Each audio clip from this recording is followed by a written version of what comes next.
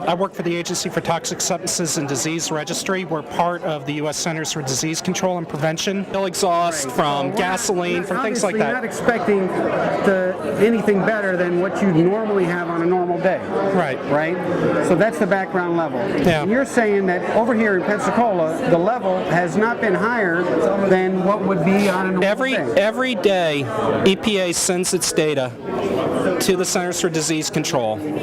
We make the health call on whether it's a threat to public health or not. And I get the reports from the group that does that. Nothing on the benzene, toluene, ethylxylene, or ethylbenzene and xylene levels have been above background. Are there, I mean, of course, crude is a mixture of a million different chemicals, right? So there's chemicals you can't test for and other chemicals like that. Does that concern you as somebody from the CDC? You're from the CDC? Yeah, yeah, oh, absolutely. We're looking at this from many different angles, and there's an entire division of toxicology and environmental medicine that's looking at this and looking at the questions and asking, okay, are we getting this right? So they're looking at this question of, is this mixture going to cause more of a problem than what we expect or not? So far, everything that we found says no, but we're going to keep working on it. You've got kids, right? I have kids. Would you have them in the water here? Would you let them go in the water here? So far, all of the environmental testing that EPA has done when there's not been visible oil contamination has come up clean.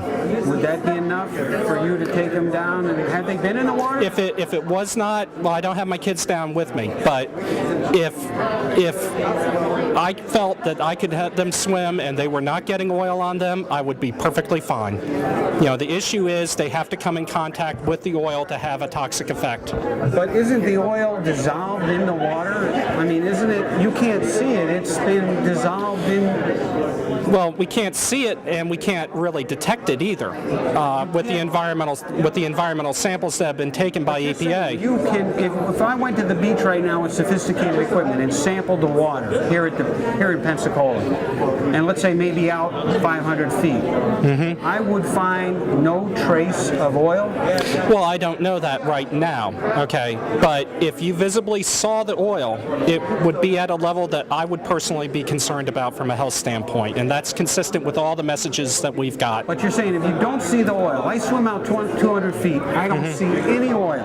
No sheen, no tar balls. Nothing. Then there is... If you found levels of health concern in an environmental sample, it would be inconsistent with what EPA is finding. So you're saying EPA is saying if you don't see the oil, there's no oil there. What we're saying is that if you don't see visible oil, you're not expected to have health effects. You thought they were good questions? Absolutely. No, say that into the camera. Well, I'm not going to... Let me put this down. No, because... So that people can hear that. Well, I think they're very reasonable questions. See that? I'm not stupid. I never assume people are. No, but other people have said that about me, but that's all right. Who? Not anyone from my agency, I hope. Scientists saying that I'm asking reasonable questions. Yeah. Right? Yeah. Thank you. I appreciate it.